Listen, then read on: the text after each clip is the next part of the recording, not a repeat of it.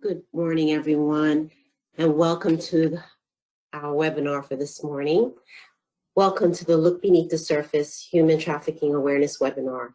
Thank you for being here with us this morning. I'm so glad that you were able to be here. I hope that you will be able to find this webinar useful, both personal and on a professional level. My name is Karen Weller, and I am the Assistant Community Health Nursing Director for the Florida Department of Health in Miami-Dade County. Before we get started, I have a few housekeeping items for today. As a reminder, participants are in a view and listen only mode. There will be no cameras or audio options. You can type your questions in the chat box as we will have a person monitoring. The location of the chat box is under the questions tab. Also, later during the webinar, there will be a question and answer session, and you may type your questions to the presenters in this chat box as well. For those who are registered for CEUs, you must be present for the entire webinar to receive credit. In the chat box, we have shared a survey link for those of you who registered for CEUs. You must click the link and provide your registration information and license number. This will assist in the prompt certification of your CEUs. Lastly, if you are experiencing any technical issues, please contact Robert Ward at robert.ward@floridahealth.gov. We have also included this information in the chat box. Here at the Florida Department of Health in Miami-Dade County, we strive to meet our mission to protect, promote, and improve the health of all people in Florida. Today, we are talking about one issue that impacts countless people, many of whom are hard to identify. This issue is known as human trafficking and what many may call a form of modern-day slavery. Florida is third in the nation for human trafficking across the U.S. Whereas Miami-Dade County has the highest number of victims in the state, the Florida Department of Health in Miami-Dade County identifies human trafficking as a public health issue. The department works hard to ensure that all of the staff are trained for identifying human trafficking victims and are able to link those in need to local resources in a timely manner. We also make sure we provide resources and educational materials related to this topic in a variety of languages throughout our county offices and clinics. Look Beneath the Surface is an anti-trafficking campaign from the Office on Trafficking in Persons, an Office of the Administration for Children and Families, U.S. Department of Human Services. Through the HHS Look Beneath the Surface campaign, the Office on Trafficking in Persons works with grantees and partners to raise awareness of human trafficking and the factors that make certain populations more at risk. The campaign also empowers healthcare providers and faith-based and community organizations to help identify individuals who may be experiencing trafficking and connect them with services. In 2019, grantees identified and served over 31,000 victims of human trafficking and their family members. In recognition of the National Slavery and Human Trafficking Awareness Month and in support of the Look Beneath the Surface campaign, the Florida Department of Health in Miami-Dade County is hosting this virtual webinar today for you to learn more about what is human trafficking, what it may look like, and how we can help report a trafficking situation. The department and its partners are committed to moving from awareness to action in its efforts to eradicate human trafficking in Florida. Before I turn it back over to Candace for the introduction of our astute speakers, I encourage you to visit our site at healthymiamidade.org upon the conclusion of this event to obtain all the resources. Finally, before we proceed through the rest of today's activities, I would like to acknowledge several of our elected officials who are present here today. Representative Dottie Joseph with the Florida House of Representatives and Janine Jones with the Miami-Dade State Attorney's Office. Thank you so much for being here today. And now I will turn it over to Candace.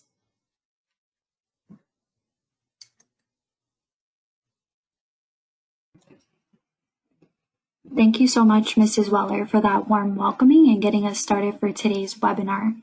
I would now like to take this time to introduce you, our speakers for today. Our first speaker, Marta Trujillo, she is a supervisor for the Miami-Dade County Coordinated Victims Assistance Center, known as CVAC. She also supervises the services to victims of human trafficking at CVAC through Specialized Services for Victims of Human Trafficking grant, received by the U.S. Department of Justice Office for Victims of Crime. She earned a Bachelor of Psychology and Criminal Justice from Florida International University in 1994 and a Master's of Public Administration from Nova Southeastern University in 1997. She has 13 years of experience working with victims of domestic violence and sexual abuse and collaborating with a large number of partners and community agencies.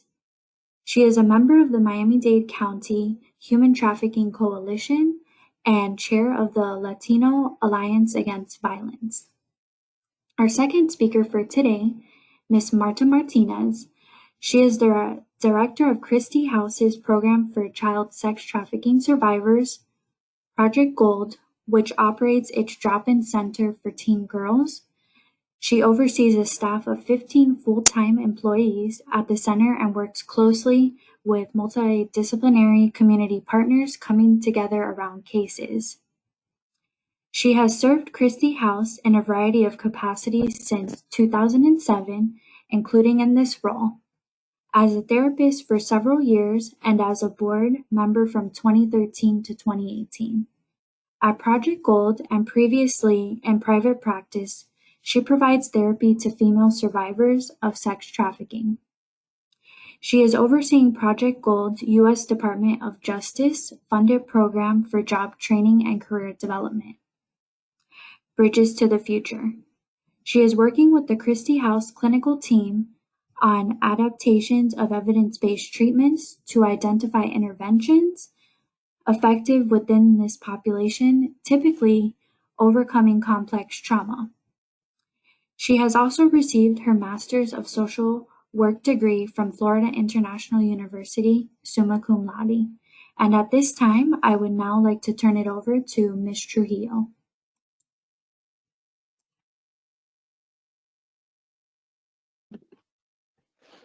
Good morning, everyone. Thank you for the great opportunity to join efforts with the Florida Department of Health in educating and raising awareness against domestic violence. It's a pleasure to be here with you. I will begin this presentation by defining human trafficking. And human trafficking is the action, I'm so sorry. Human trafficking is the action of recruitment, transportation, transfer, or harboring of persons by means, and this is very important, of threats or use of force or other forms of coercion, abduction, fraud, deception, abuse of power, or of a position of vulnerability, or of the giving or receiving of payments or benefits to achieve the consent of a person having control over another person for the purpose of exploitation, including sexual exploitation or forced labor or services. I always like to begin talking about human trafficking by discussing some very common myths and misconceptions. And I hope you also find it helpful. Myth number one, that trafficking is the same as smuggling. Smuggling it requires an illegal border crossing, and it's a crime against a border. And human trafficking is a crime against the state, but is inflicted on the person through force, fraud, and coercion, regardless of whether or not transportation occurs. So in smuggling, there is almost like a business transaction between someone who wants to enter illegally the country, while human trafficking involves other dynamics. It's through force, fraud, or coercion. The myth number two is that trafficked persons can only be foreign nationals. and that is a big myth. The federal definition of human trafficking includes U.S. citizens and foreign nationals and people who are legally staying in this country. Myth number 3 is that persons who knowingly engage in illegal activities cannot be considered victims of trafficking. In human trafficking, initial consent to commercial sex or labor prior to acts of force, fraud, and coercion are not relevant to the crime. So even if you voluntarily decided that you wanted to join some sort of job, if after the fact the conditions of that job changed, or you were forced, coerced, then it doesn't matter whether you gave initial consent or not. It's still considered a crime. Myth number 4, a person receiving payments for commercial sex acts or labor cannot be a victim of trafficking. Whether a person receives payment or other forms of compensation for commercial sex acts or labor has no effect on whether a person is trafficked. If a person is forced, again, that means forced, defrauded, or coerced to perform commercial sex acts or labor against their will, he or she might be a victim of trafficking regardless of the payment he or she receives. Myth number 5 states that human trafficking requires the victim to be physically restrained, abused, or held in bondage. The legal definition of trafficking does not require physical restraint, bodily harm, or physical force. Psychological means of control, such as threats, fraud, or abuse of the legal process, are sufficient elements of the crime. Myth number 6 is that all foreign national trafficking victims are undocumented immigrants. While some foreign national trafficking victims are undocumented, some immigrants with legitimate visas are also trafficked. At this moment, it's very common that people who enter the country with a B1 visa, that it allows them to have a temporary employment in the United States, are being trafficked for labor or for sex, even though they hold a valid visa. Myth 7 is that only females are trafficked. As you may imagine, men and boys are also victims of trafficking, and most males are not only trafficked to perform acts of labor, but also trafficked in the commercial sex industry.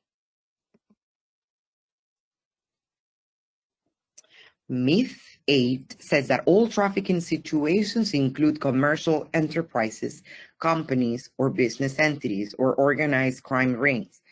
Any person who receives compensation or benefits from forcing a person to perform commercial sex acts or labor is a trafficker.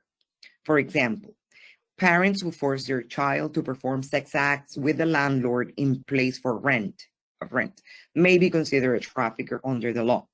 A lot of these human trafficking cases are enabled by family members. So it's not only big companies or being organized crime rings like we have led to believe in the past. Myth number 9 is that victims will immediately ask for help and identify themselves. This is not true. Due to an extreme lack of trust, due to self-blame, shame, fear of arrest, threats of harms to family members, and other grooming methods used by traffickers, victims tend not to immediately ask for help. And you can also add to that the fact of, for example, those people who are here with a B1 visa where their employment is tied to their legal status, it's very difficult for them to report that they are being abused in their employment, and because they know that that would also determine or terminate their legal status in this country. These are some general indicators of people who may have been trafficked. For example, you may talk to them and they may believe that they have to work against their will, that they have no other choice. They may be unable to leave their work environment. They may show signs that their movements are being controlled, show fear or anxiety when you're talking to them. They could be threatened with being handed over to authorities. They may be afraid of revealing their immigration status if you ask. They may have no access to medical care, sometimes even to internet or social media. They may not be in possession of their passports or other IDs. This is very common. They may receive little or no payment, have no access to their earnings or no breaks, no days offs. They may be recruited for one purpose and then forced to engage in other jobs. They may work excessively long hours with no days off, and they may be unable to communicate freely with others. Also, in some cases, and usually of minors, if you see that they come with very expensive clothing or shoes and they have no way of explaining how they were able to obtain those things, it's usually also a general indicator that something might be happening to that effect.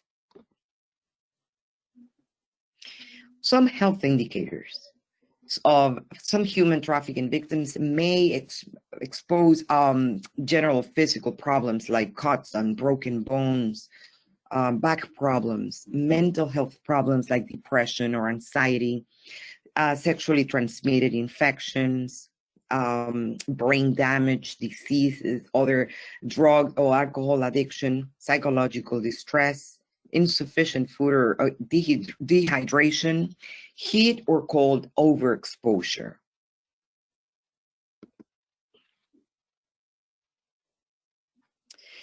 Okay, where can human trafficking occur? Where can we find these people who are suffering from human trafficking? You can find them on the streets, street prostitution, in brothels, escort services, pornography sites, strip clubs, and massage parlors, sex tourism, bars, and the victims of labor trafficking, you can find them in construction sites, factories, restaurants, housekeeping, agricultural labor, domestic servitude, businesses, resort, sweatshops. So they are around us, performing all sort of jobs.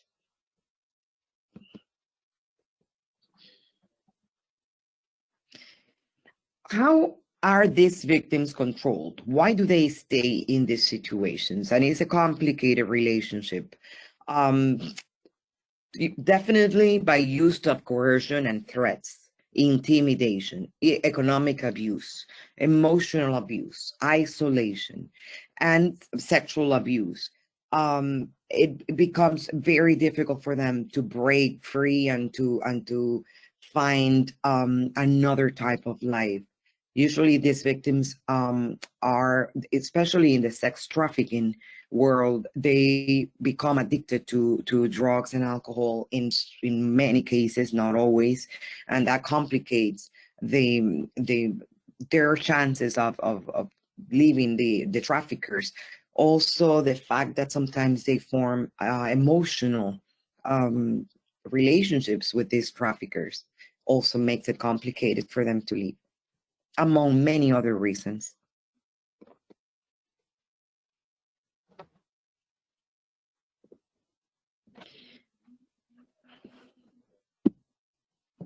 Okay, and who are these traffickers? Sorry. Let me go back. Okay, traffickers are people who exploit others for profit. It could be individuals, groups, international organized crime networks, like those who work to smuggle drugs into a country, organized crime, street gangs, pimps or johns, fraudulent employers, businesses or contractors, single individual enterprises.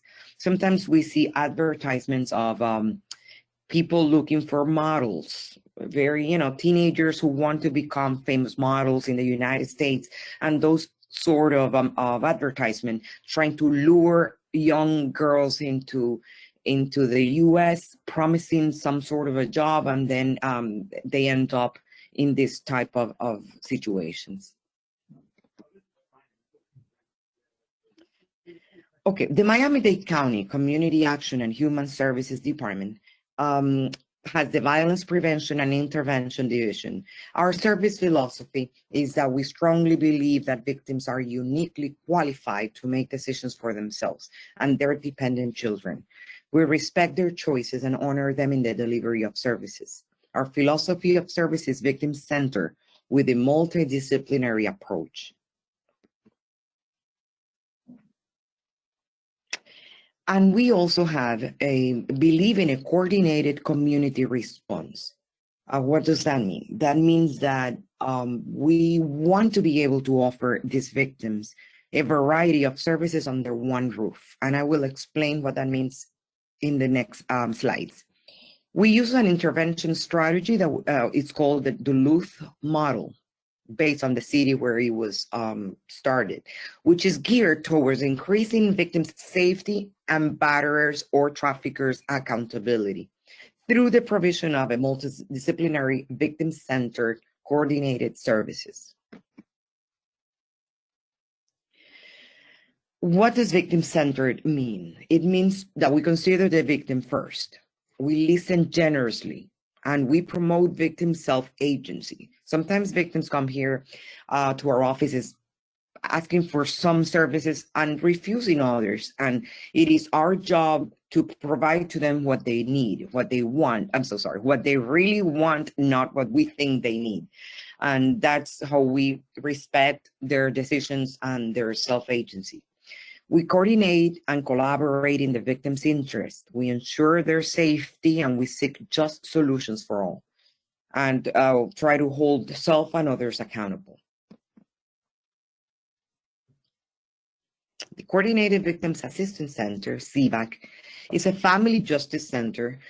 We call it a one-stop center for victims of domestic violence, sexual violence, dating violence, and human trafficking. We have a strong capabilities and availability of individualized on-site services for victims of human trafficking.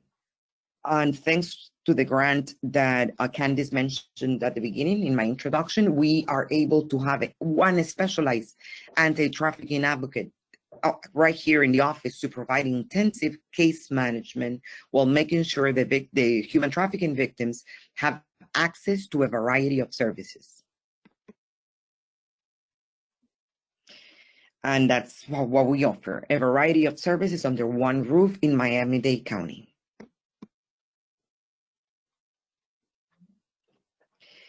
And we accomplish this goal by coordinating services provided by many different organizations, faith-based organizations and other governmental agencies.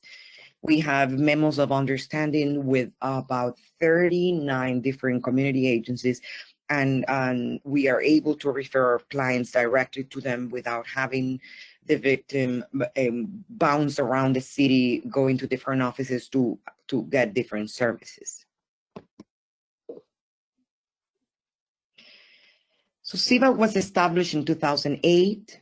It provides a variety of services, like I mentioned before, and right now this changes constantly. Right now we have 39 community partners that, even though they are not physically in our offices, we call them and there is a direct relationship with them, and we are able to share our intake paperwork and refer clients to them in the fastest possible way.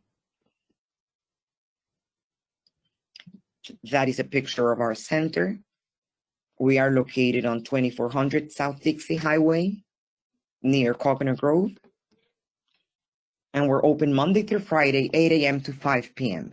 Some of our partners, people that we work most closely with, are Christie House, Miami-Dade County Psychological Services, the Dade County Domestic Violence, Family and Juvenile Divisions, and the Criminal Division, Miami-Dade Police Department, State Attorney's Office, the Trauma Resolution Center, Victory for Youth, Florida Department of Children and Families, Americans for Immigrant Justice, Cuban American Bar Association, and Institute for Child and Family Health, among others.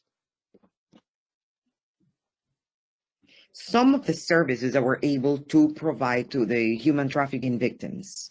Well, advocacy, of course, and care coordination, case management. We help them complete petitions for child support. We refer them to the CABA attorneys for the completion of self-help divorce packets. We refer them to counseling for children and adults, to court advocacy, to crisis counseling, direct relief funding. Right now, we are able to help them obtain up to 6 months of rent to relocate to a safe place, disbursement of bus and gas cards.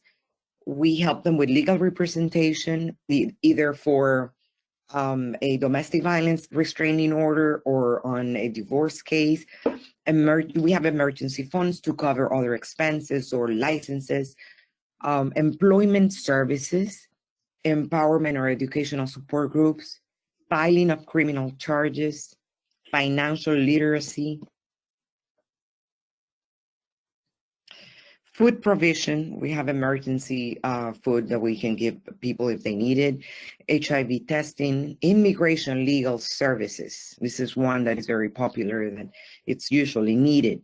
Injury picture taking. Now that everyone has a cell phone, that one we don't offer so much.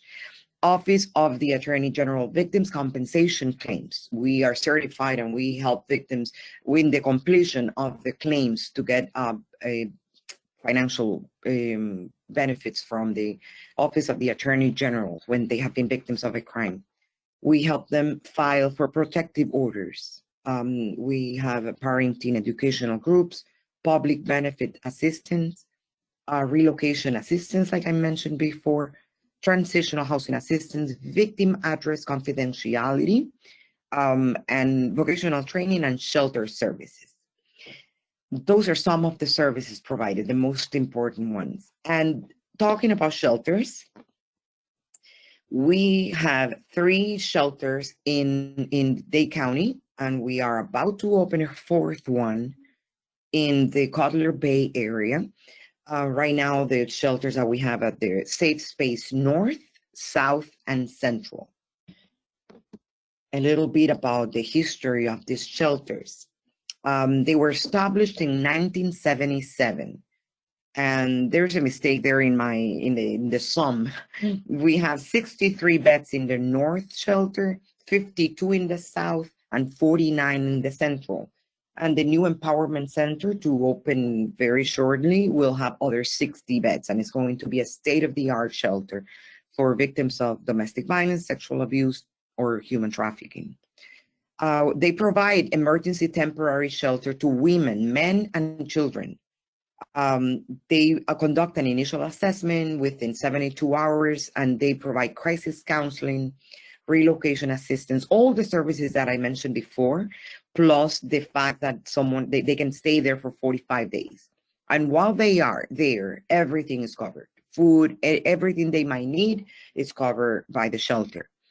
And after hours, after 5, on weekends and holidays, they operate the county domestic violence hotline. Then we also have 2 transitional housing programs. This one is called In Transition South, and it's in the Homestead area, and the other one is called In Transition North. This program's goal is to help clients become independent. So they were established in 1989. They provide transitional housing for victims of domestic violence. They are fully furnished units. They provide all the advocacy, support, referral. To be there, victims must have children, and they have to have some sort of income, even though what they pay is very minimal. They have 74 apartment units for victims of their children, 19 in the North and 55 in the South. And they can stay at these units for up to 2 years while they save and become independent, financially independent, and they are able to live on their own. And these are the domestic violence outreach units, or CVAC on wheels, like we like to call them, at the Lawson E. Thomas Courthouse Center, downtown Miami, the Hialeah District Court, South Dade Justice Center, and North Dade Government Center.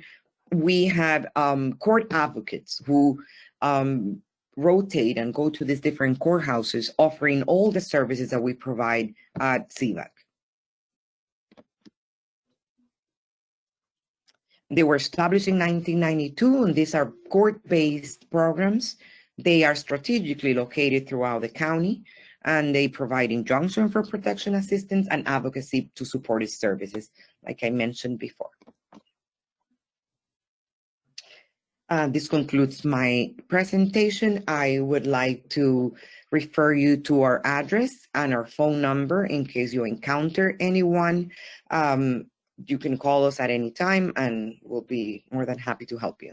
And I would like to turn it over now to Marta Martinez from Christie House.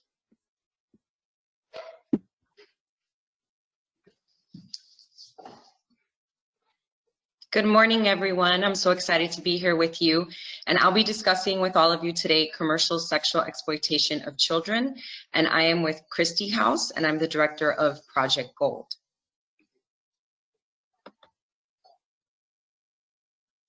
So first, I want to do a quick overview of Christie House for those of you that might not know what Christie House is. So Christie House is the nationally accredited child advocacy center of Miami-Dade County.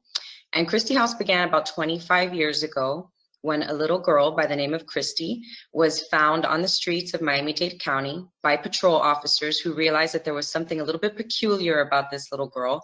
And when they approached the girl, they realized that she was 9 months pregnant and that she had been impregnated by her stepfather. At that time, unfortunately, there really wasn't comprehensive services in Miami-Dade County for children and their families that were experiencing this kind of trauma. So people in the community came together and they created Christie House. Today, Christie House actually offers services for all types of victims of sexual abuse. For the first 18 years, Christie House primarily specialized in sexual abuse victims. And there we do provide wraparound services where children are able to come in with their families and they're able to receive therapy services, case coordination services. The state attorney's sexual battery unit is housed inside of Christie House as well. And the child protective team also has a medical office there. And one of the really important aspects of Christie House is that every Friday we host what are called multidisciplinary team meetings with all of our partners, where every single case is staffed at Christie House with law enforcement, with the state attorney's office, with DCF, with service providers, to make sure that no information and no child's case slips through the cracks. At about 2007, Christie House started to realize that different types of sexual abuse cases were coming in. And those cases involving children were actual exploitation cases. Christie House realized that a different type of approach needed to be taken when working with these cases. And that is where Project Gold came from. And Project Gold actually stands for Girls Owning Their Lives and Dreams. That title was actually created by members themselves. And Christie House created what is known today as a drop-in center. That's where Project Gold is operated from. We were the first drop-in center in the state of Florida. And we, similarly to Christie House, we do also offer comprehensive services, a little bit of a different approach than what Christie House does. The types of services that are received there at the drop-in center, first and foremost, we're a survivor-led program. So we do have survivor mentors on staff and survivor leaders that work in the program. And that is to allow them to engage a little bit more easily in services.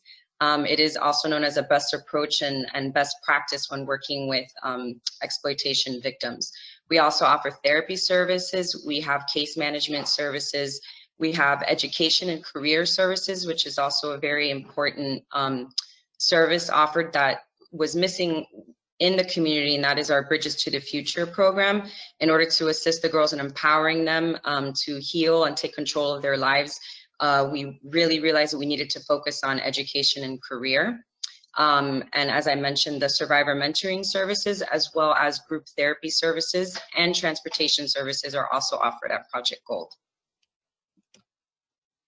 So moving along, we just wanted to mention those that are supporting this presentation, as well as services at Christie House and at Project Gold. So what is commercial sexual exploitation of children? And the acronym for that is known as CSEC, in case you guys hear that out there in the community. This is an actual quote from a CSEC survivor. "It's not a choice. No one just wakes up and wants to do this. You can't just walk away."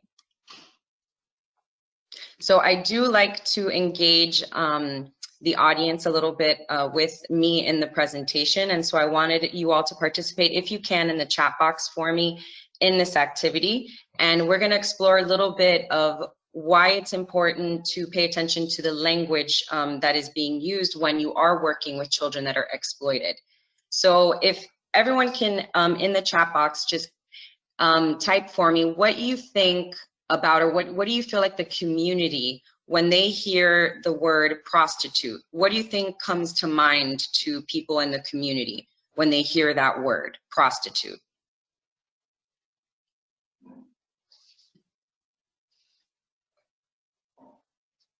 I'm not sure if I can see what everyone is typing, if I'm able to see what everyone is typing.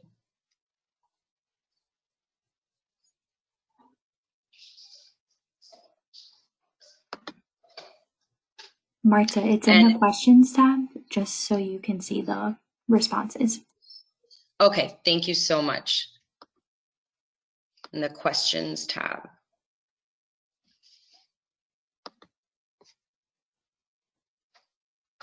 Okay, so things like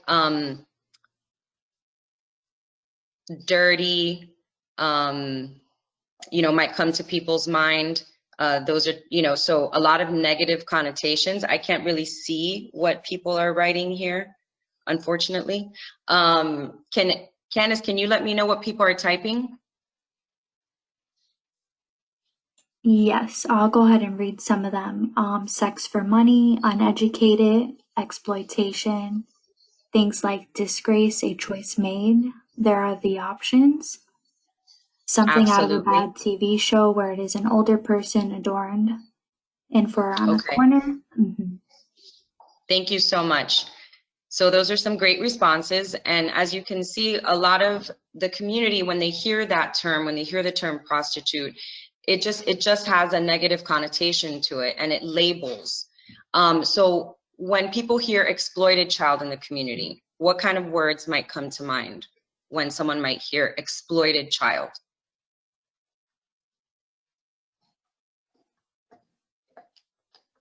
Candace, would you mind reading what some of those responses are again? Yes, right now I have received victim, beaten, abused, not a choice, abuse, trauma, child abuse, sad and unfair, violence. Thank you all so much. So as you can see, just changing the terminology on what exactly is being used. Back in 2012, the Florida Safe Harbor Act came out, where basically it took children that were still at that time arrested for prostitution charges. So as you can imagine, law enforcement or service providers were still using that term, prostitute, with children. And imagine children being labeled that, and what that child feels, but also how people respond to this child in the community. So a lot of people ask, like, what is it that I could do to help? And this is a very simple but really powerful and important thing. Anytime you hear anybody referring to a child that has been exploited as a prostitute, making sure that you make that effort to change that language and just let that person know a child really cannot be a prostitute. It's not their choice. And they're actually an exploited child. That is a huge way that you could help. At Project Gold, we also try to be very careful when we try to say runaway. A lot of people, when they hear the word runaway child, that's another negative connotation. A lot of people think, well, that's a bad kid. That kid is just doing bad things. And so we really try to use a term and say that the child is missing from care. anything that allows people to just understand and have more compassion and empathy for the child is really important. The child is typically running away from something. Kids just don't run away and don't become frequent, children that are running away for no reason. So moving along, thank you all also for participating in the activity. So what is the actual definition of CSEC? So it is a sexual activity involving a child in exchange for something of value or promise thereof to the child or another person or persons. So I'd like you guys, if you can, and Candace, if you can help me out again, to type in the chat box, what do you think is something of value to a child? What can be exchanged to a child that would be something of value?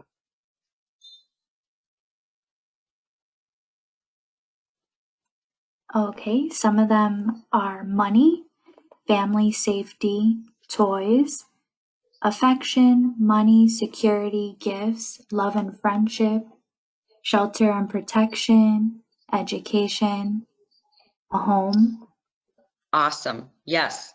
So immediately, typically, people will go to the idea of money when they think of trafficking or sex trafficking with children. But at Project Golden, primarily what we see with children, something of value many times are basic needs like food, shelter, and clothing.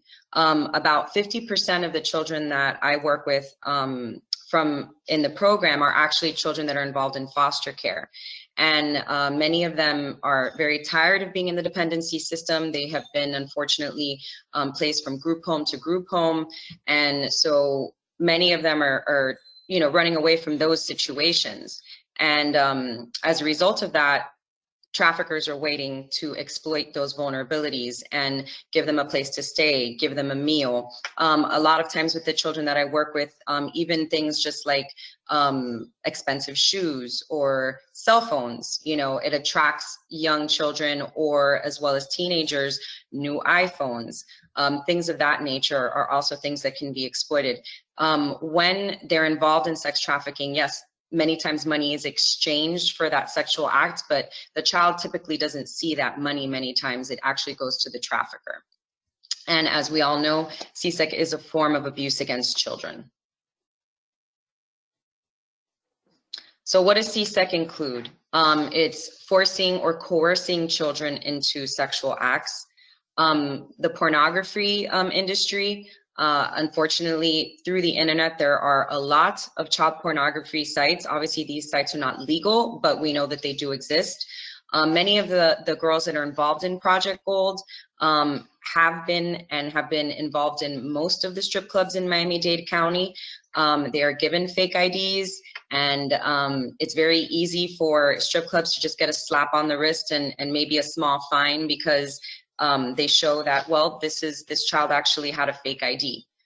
So these things happen a lot here in Miami-Dade County. Erotic and nude massages. I'm sure you guys have heard of that. Escort services, phone, sex lines, private parties. Here, obviously in Miami, we know that it's a tourist hotspot. We have things like Super Bowl and big sporting events, which bring a lot of people over that want to have private parties. And unfortunately, many children at those times are actually brought in specifically for these types of events, and they are exploited. Gang-based sexual exploitation is really on the rise as well. It's very easy to to resell a child over and over versus drugs and guns, which, gangs are typically involved in order to make a profit. But now we're seeing that they're also using exploitation. As Marta Trujillo mentioned, interfamilial exploitation is definitely something that takes place, and I do see a lot of that, and it is very sad, but you see family trafficking rings where grandmothers and mothers and fathers, brothers, everybody's involved in this ring of trafficking. There's also a lot, especially now that things have switched to so much online platforms, forms of internet-based exploitation, and peer recruitment is also something that has been heavily on the rise. Traffickers are trying to find ways of kind of removing themselves from the limelight, so to speak, and they try to involve children or adolescents more in acts of recruiting, as well as being involved in like forced criminality, armed robberies, fraud, so that the children themselves take the charges. And a lot of children or adolescents, as they're involved in trafficking, it is manipulation, it's brainwashing, and traffickers really develop this relationship with them and start getting them to actually go out and recruit for them. And they don't realize what they're doing. They're really at the hands of that manipulated trafficker. But at the end of the day, once they turn 18, they will face the recruitment charges. So although Project Gold does work primarily with girls, we do need to point out that males are victims of CSEC, unfortunately, as well as the LGBTQ population. It is something that is not identified as often, and similar to sexual abuse victims, it's a lot of shame for males to come forward and to just discuss that they have been exploited and access services.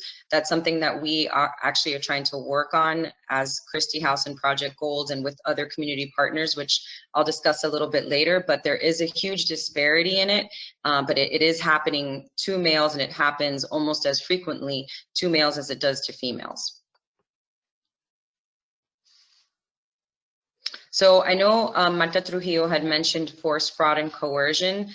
When it comes to children with sex trafficking, children do not have to prove force, fraud, or coercion for it to be considered sex trafficking. If they are under the age of 18, just if something of value has been exchanged and there has been a sexual act, that is considered sex trafficking. Now, when it comes to children involved in labor trafficking, they do have to have force, fraud, and coercion for it to be considered labor trafficking. So the same types of industries that are involved with adults are also involved with children.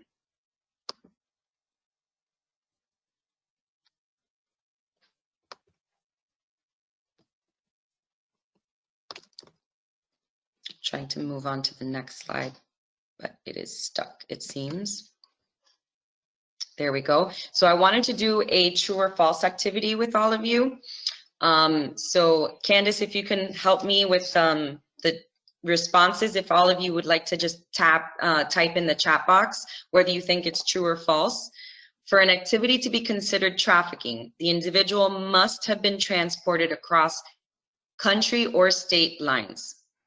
We are getting a lot of false responses from the participants. Awesome.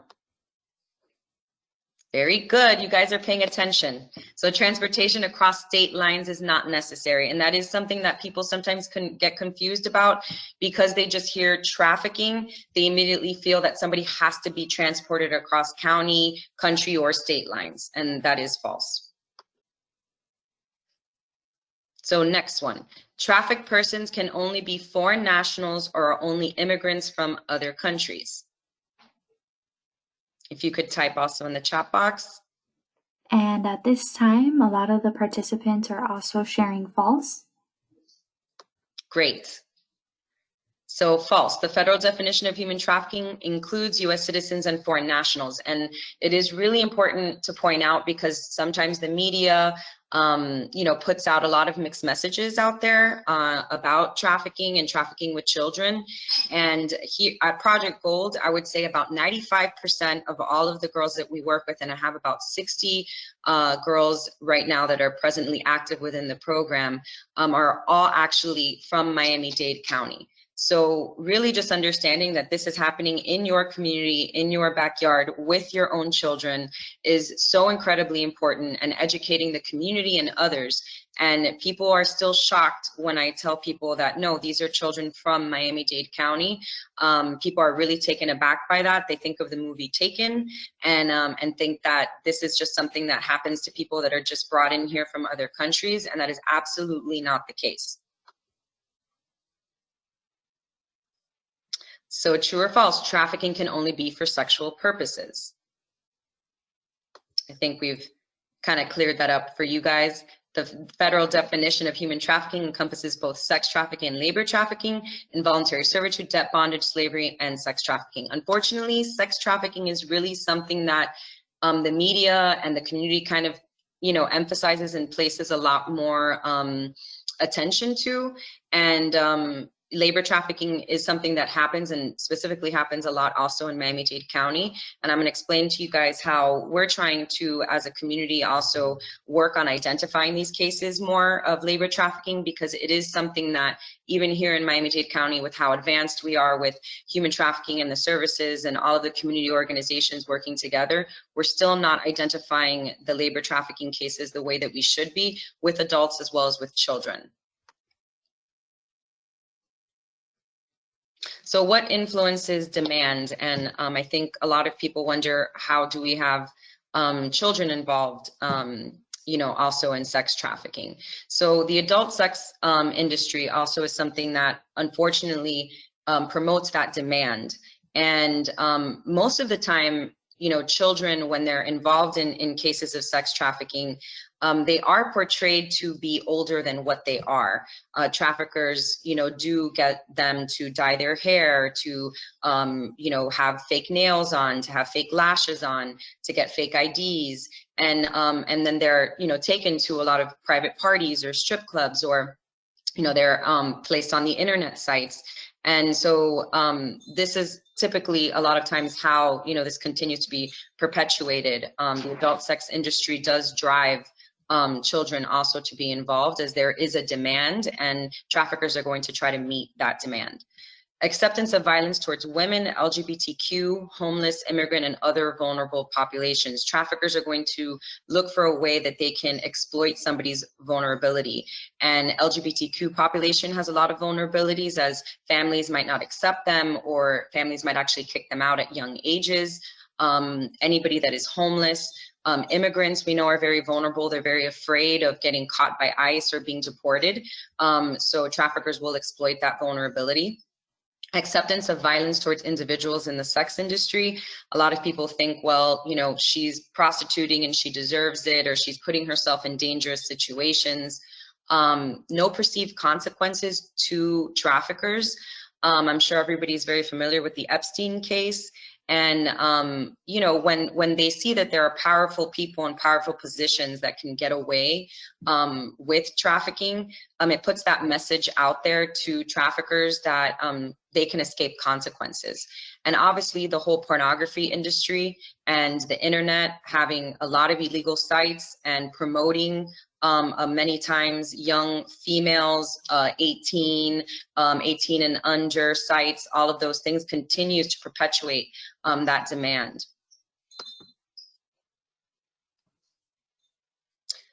So how does this happen? Another quote from a survivor: "Growing up for me was a lot of pain. I don't know how to explain it. It was just a lot of pain." So as I mentioned earlier, what traffickers are looking for is vulnerabilities to exploit.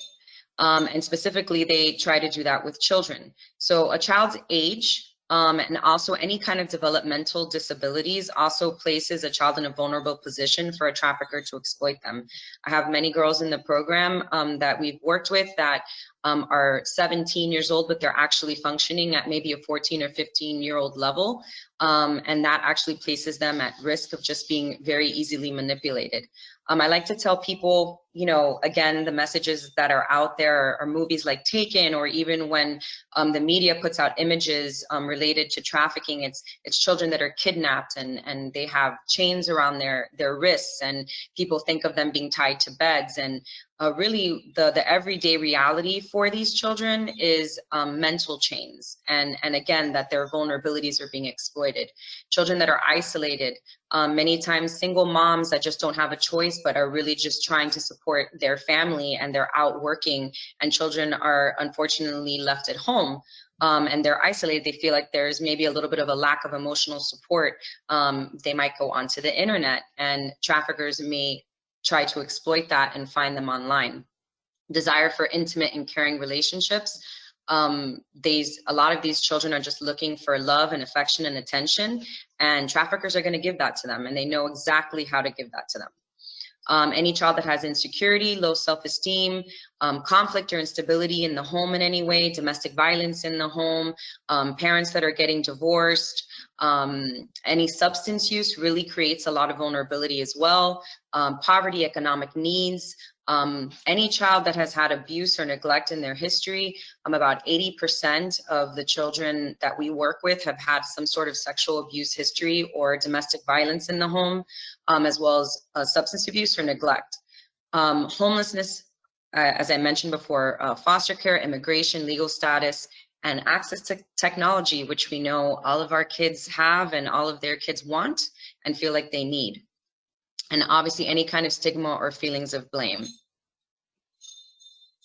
So examples of risk factors, individual risk factors to the child can be, like we mentioned, low self-esteem, that isolation, any kind of abuse, bullying at school is also, unfortunately, is a big risk factor. What are some social risk factors? Peer pressure, these kids just wanting to fit in, wanting to be liked by their peers, dating violence, unhealthy relationships in their history, and just very low parental involvement or supervision, or feeling, like that they don't have a support system, a social support system, also puts them at risk. What are macro or societal risk factors? Gender stereotypes, normalization of violence and sexual violence in the media, any kind of homophobia, a glamorization of the pimp culture. There's also a lot of glamorization of strippers. I'm sure many of you probably saw J-Lo on the Super Bowl and know the movie that she was in, and know Cardi B and the music that she puts out, and that she actually was a stripper as well. And traffickers will kind of promote that to adolescents or young children. Don't you want to be the next Cardi B, or don't you want to be the next J-Lo? And they kind of are able to manipulate them that way. So a lot of people don't really realize or understand that many youth are actually exploited without ever having met the exploiter in person. So I'm going to give you an example of a case that I worked with, where there was a 14-year-old little girl.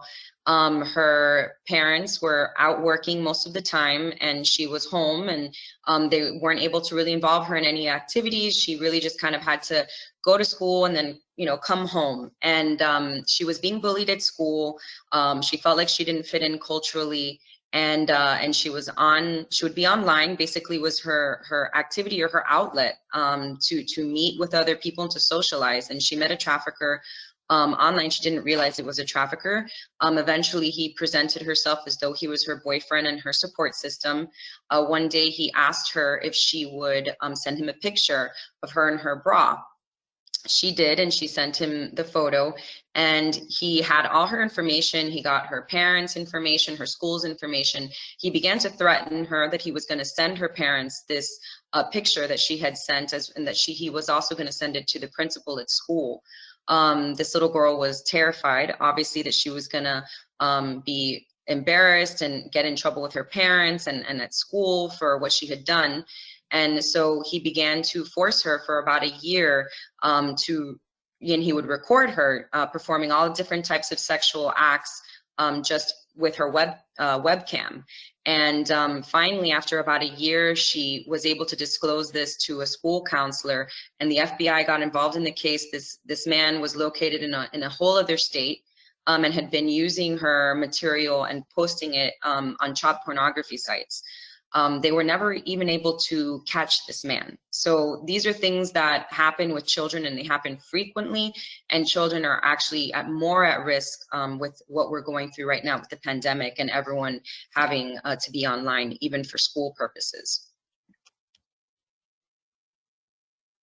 So these are some social media websites, where children are unfortunately trafficked, and their Instagram, Snapchat, all of these famous websites. So I think it's really important for parents and for service providers to just be up to date with all of the different sites that are out there.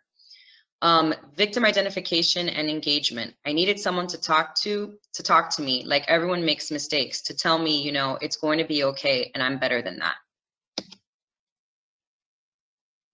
So identifying victims of CSEC, again, just knowing that any child that's under the age of 18 that has exchanged something of value is a CSEC victims. Any type of physical or sexual violence, we know are the everyday reality of many children that are exploited. Recognizing signs of abuse, of physical abuse, perhaps unexplained bruises, black eyes, cuts, any kind of marks that they might have. They may exhibit behaviors including anger, anxiety, depression, submission, tension, or nervousness. They may be paranoid or hypervigilant. Sexually exploited youth are often express interest in or relationships with adults or older males. So you may see a younger person just really having an interest in being around older men or dating older men. Evidence of any kind of controlling or dominating relationship. So repeated conversations from someone that they might call their boyfriend, but they're afraid of kind of not having their phone next to them. They feel that they have to always listen or do what the boyfriend wants of them. This boyfriend might be isolating them. Unexplained shopping trips or possession of expensive clothing, jewelry, or cell phones could indicate a manipulation by an exploiter. Sometimes counselors at school might realize that this child is kind of walking around with 2 phones. They might really understand this child, where they live, where they come from, that it's a little bit strange that they might have access to 2 phones. They're not in control of their own money. Use of substances with no financial means to purchase these substances is also an indicator sometimes. Secrecy about their whereabouts. You just start to realize that the stories are just not aligning about where they are, where they've been. Unaccounted for time, vagueness concerning their whereabouts. They get defensive if you start asking them a lot of questions. They don't want to respond. They're keeping late, unusual hours. They're not following any type of curfew, any type of rules in the household. A tattoo that he or she might be reluctant to explain. We know that sometimes pimps might brand their victims. It's not something that we're seeing as frequently anymore because it's something that exploiters and pimps realized that people were becoming aware of branding, but it still, does occur at times.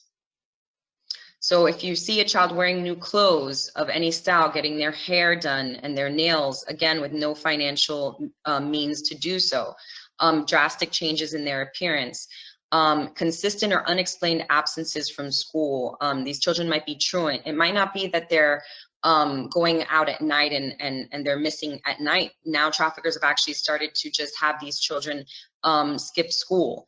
And they might be using these children to be involved in exploitation, sexual activity during the day.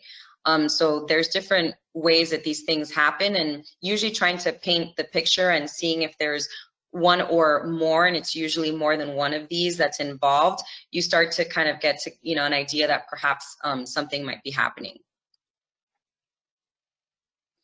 So how can you help? I think it's really important, first and foremost, that we try to make sure that these children have their needs met, housing needs, food, clothing, again, those basic needs, that they have support systems, their medical needs are being met, that we also have transportation for them, legal representation, all of those things, and making sure that those needs are met is extremely important. Knowing, what are typical trauma symptoms and mental health disorders. So we know PTSD, anxiety, depression, truancy, disassociation, a lack of trust in others, as well as just a lack of trust in the system. A lot of children involved in these situations just lose faith in just the system in general because the system has failed them so much. They're hypervigilant, paranoid. There's lots of agitation and anger. I think it's also really important to know that children are triggered very much by the criminal justice and the victim service systems, and we don't realize that these systems are just very triggering for them. They feel a lack of control. They're experiencing unexpected changes many times, feeling threatened or attacked. They feel vulnerable and frightened and feeling shame. And sometimes the systems don't realize that they're not communicating with these children and explaining to them the changes that might be coming, or they're not sure when their court dates are, or what do these court dates mean, or what kind of charges am I facing, or what is the next home I'm going to. So really trying to communicate and be open in your communication with these children and be honest Many people kind of feel that they need to hide things or shelter them. On the contrary, really communicating and being open so that they know what to expect is extremely important when working with trauma victims. Building a trauma-informed team, this work that we do with trafficking victims really does require an extensive amount of training. Finding the organizations in your community that are effectively trained to work with trauma victims, and if you are interested in working with them, that you really understand how to build that trauma-informed team is very important. Again, these are just other ways of you being able to build a trauma-informed team, making sure that you screen for trauma in multiple settings, ensure safety, and as I said, meeting their basic needs, and then providing evidence-based treatments, and knowing that any type of service or direct service that you are providing, we really strive to make services individualized, and it's not just one size fits all. At Project Gold, like I mentioned, we have individual therapy, group therapy, mentoring, career education, and we try to identify what is it that the child is interested in first before we just make a decision and say, well, this is where we're placing them. Really individualizing the services and making sure that the services are really specialized for these children is important. Again, about survivor mentorship, we are a survivor-led organization, and research shows that survivor mentorship is most effective when working with children that have been involved in exploitation, as far as engagement and recovery. We have to try to engage survivor leaders and mentors at the core of programming. It's important to be survivor informed versus survivor-centered versus just survivor-informed, and we are a survivor-centered program. And we do also have a peer model system where the girls that are involved in the program actually, if they are interested, can work to become youth mentors themselves. So some just quick do's and don'ts. Don't react verbally or physically in a way that communicates pity to any child that has been involved in exploitation. A lot of people want to hear the story and they kind of, show a shocked face, and this is really going to have the child shut down immediately. Do be non-judgmental when listening to a sexually exploited child. The time that you're speaking to this child, they might not even realize or understand that they have been exploited. And so this is really important to understand and to remember. Don't use strategies that switch intermittently between treating the child as an offender then as a victim, is really important. So again, those children that may have been involved in peer recruitment, for example, people may come down on those children thinking, well, you should have known better, you shouldn't have been recruiting other children. But understanding that these children are victims themselves and have been very manipulated by the trafficker is very important. Recognize the various symptoms of trauma that we've already gone over. Don't dispute facts or comment on a child's motivation. This is likely to stop the flow of information. Do try to keep the child talking and comfortable. So tips for every service provider. Practice good eye contact and body language. Have patience with the process. Understand that they might not realize that they are exploited by a trafficker at the time when you're speaking with them. That really does take time. They might not be ready to disclose, and they may be oppositional and defiant with you at first. The more consistent and reliable you are to show that they can trust you, the better. And practice your own good self-care when working with youth that are exploited. It is very difficult work, and taking care of ourselves is important.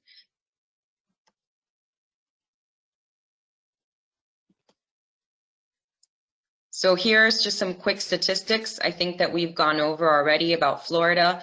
This is from the state attorney's office, and we rank number 3. Florida ranks number 3 in the nation, and Miami-Dade County is number 1. It is a $150 billion industry.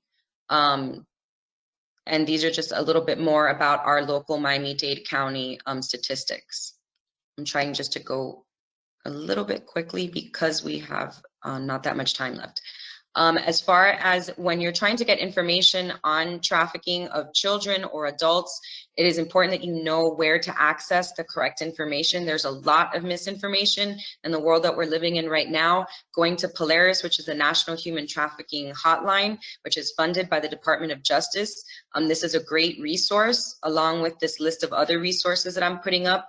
The National Center for Missing and Exploited Children is an incredible resource. Again, I mentioned Polaris. If you see anything suspicious for a child, anything that you think, what's going on? Could this child be in a dangerous situation?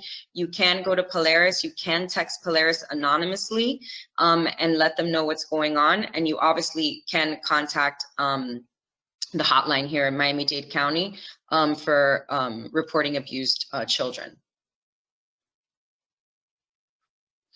I just wanted to mention earlier, I said that we were trying to work now with the LGBTQ population as well as males and trying to identify more labor trafficking victims here in Miami-Dade County. And we have collaborated with Arc of Freedom Alliance to do this. Christie House and Arc of Freedom Alliance are working together to see how, as a community, we can work harder on identifying and providing services for these victims. These are the different organizations that we are so happy to collaborate with. We could not do this work alone. It is impossible to do this work alone. And these are the organizations that we work with, that if you're interested in making referrals for services for any minor that has been involved in trafficking, Chance Program with Citrus is an incredible organization, as well as Arc of Freedom Alliance for males in the LGBTQ population, as well as Survivors Pathway and Glory House. So that is the end of my presentation. Thank you all so much. If you have any questions, please don't hesitate to reach out to me. Again, I'm Marta Martinez, and I'm the Director of Project Gold, and I'll pass it over to Candace.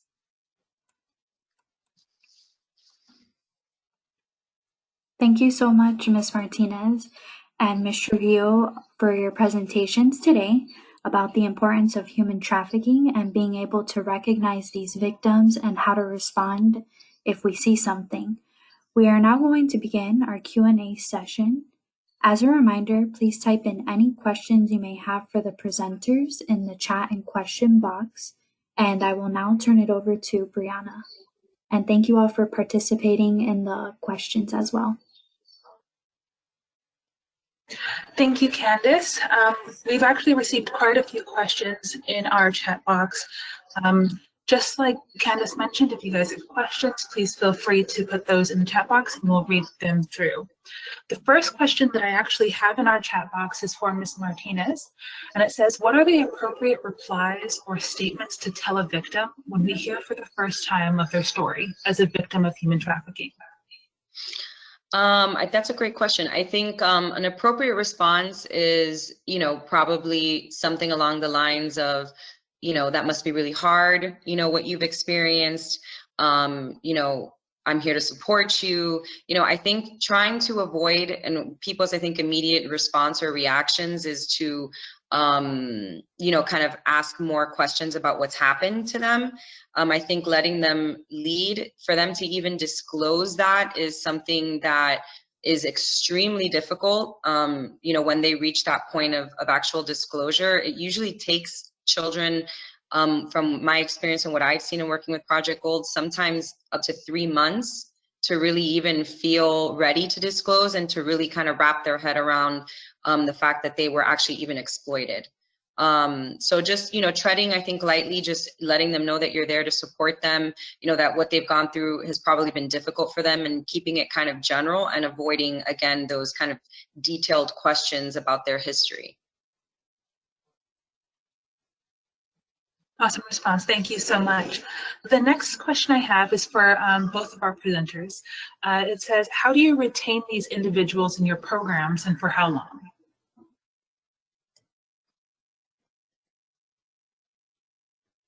Okay, I will begin by saying that it depends on them. The victim-centered approach is giving them the freedom to stay with us as long as they feel that they need us.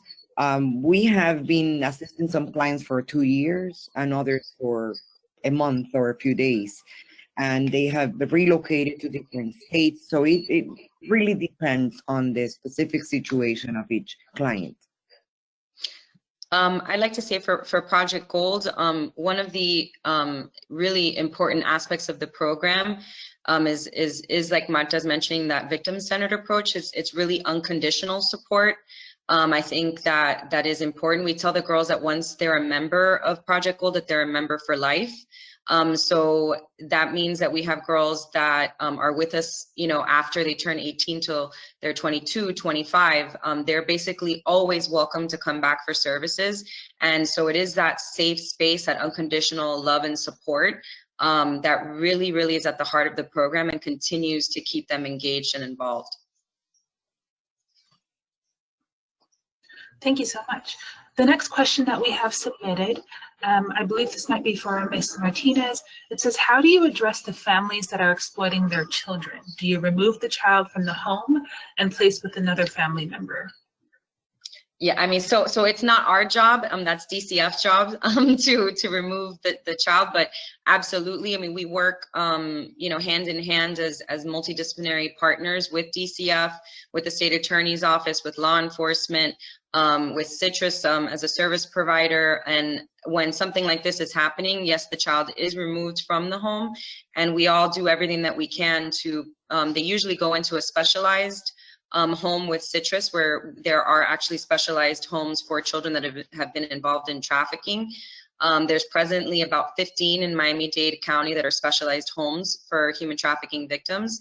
We're looking, and Citrus has been looking to expand that number, because 15 for Miami-Dade County is obviously not a lot. But yes, they are removed, and then specialized services are put in place for these children. Thank you so much. The next question I have is for Ms. Trujillo, and then if Ms. Martinez, if you'd like to add on to anything. The question is, how do you approach undocumented cases?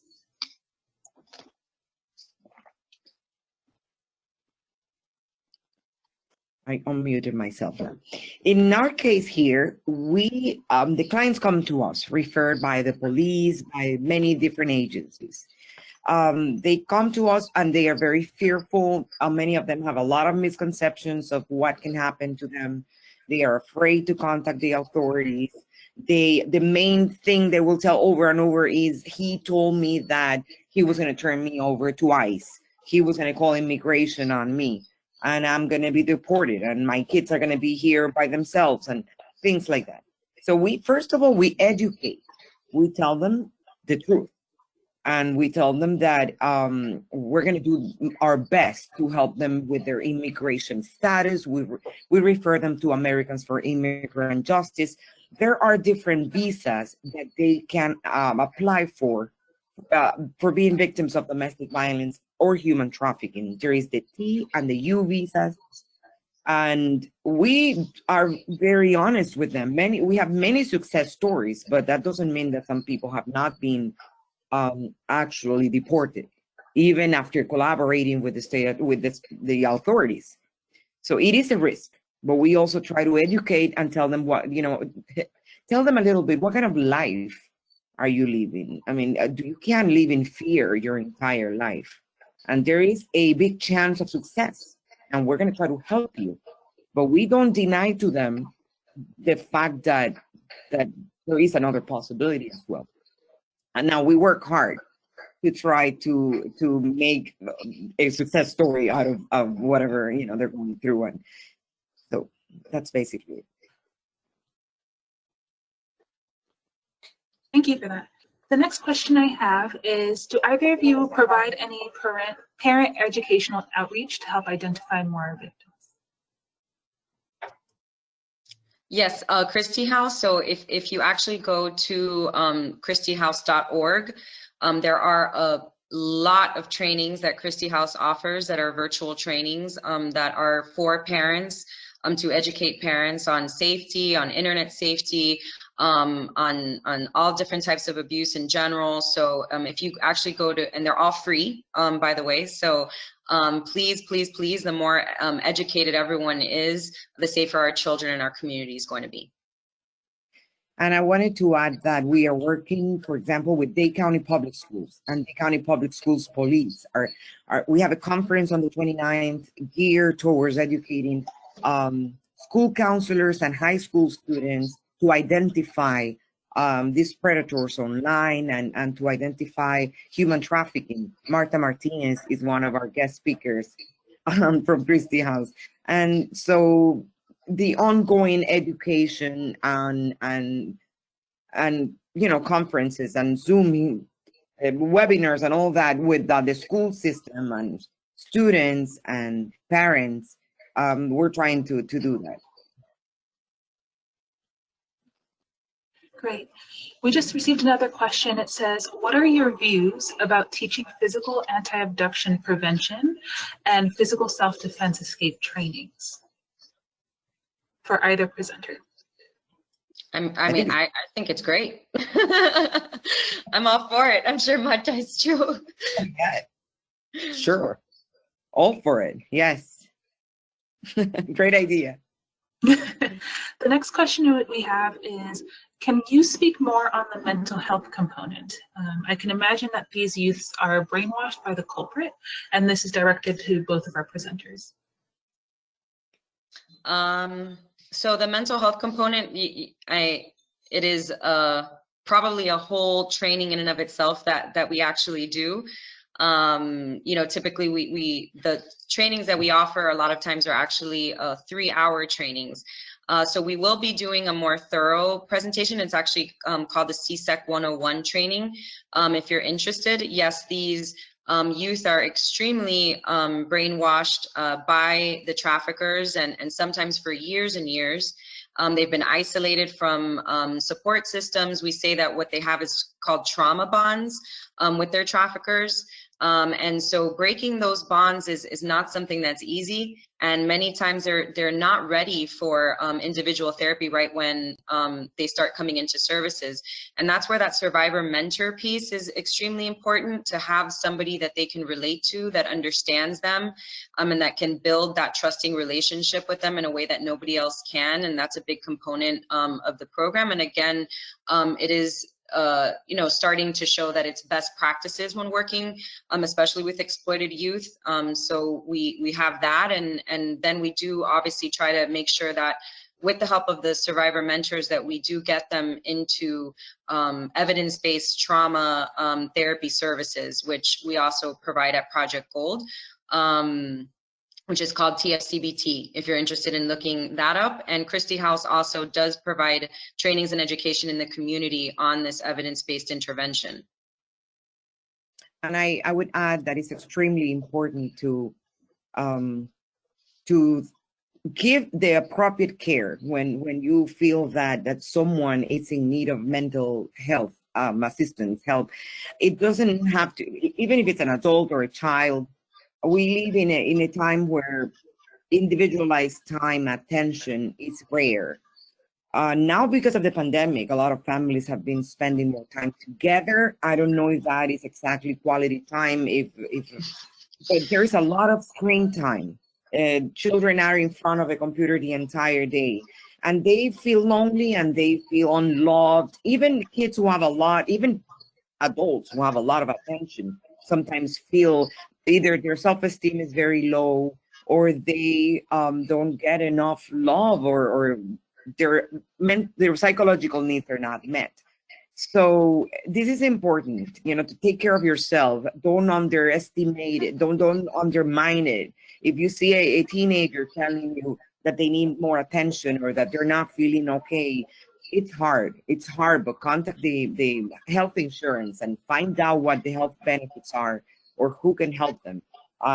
Usually they need to talk to people before a stranger reaches out to them and offers that attention and that love. It's important to create another healthy circle around them to give them that support and that attention.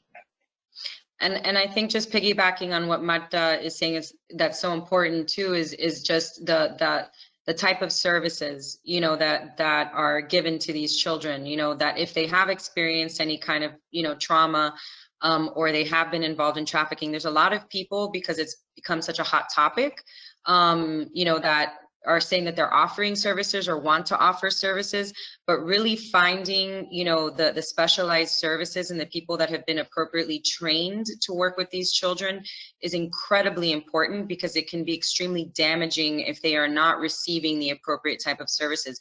And contacting organizations like Magda's with the Victims, you know, Assistance Center that knows those types of organizations out there and can connect with those organizations very easily is important, as well as you know, going through a place like, you know, Christie House, which is a child advocacy center, and can link to the appropriate services. Thank you guys so much. For the sake of time, we're going to end our Q&A session here. I do see a lot of questions that were submitted. So what we're going to do is we're going to write down those questions and make sure we follow up with everyone who submitted. You also have the chance to add questions and comments onto the evaluations page that will pop up. So we do want to take the time and say a very large thank you to our presenters and our attendees. We had an amazing webinar today, and I know we've all learned amazing and important information that we can start to use to make changes to reduce human trafficking in our community. The collective power of our community partners and leadership is necessary to help us move forward. Only by working together can we make a difference. So I'm going to turn it over to Robert so he can talk to us about closing out our evaluation. Brianna. Human trafficking is a serious issue in our community, and the Florida Department of Health in Miami-Dade County is committed to moving from awareness to action in the fight to end this issue. Please promote the Look Beneath the Surface campaign when possible, and remember to look for the signs of human trafficking in both professional and personal lives. We've also shared with you here a slide of resources that you can utilize. And again, to report suspected trafficking, please call 1-888-373-7888 or text 233-733. As a reminder, we ask that you please take a few moments after this presentation to share with us your thoughts and feedback on this topic by completing a brief evaluation. The evaluation will appear on your screen once you have closed the webinar session. Lastly, for those who are registered for CEUs, you must have been present for the entire webinar to receive credit. As a reminder, please fill out and complete the survey link to provide your registration information and license number. This will assist in the prompt certification of your CEUs.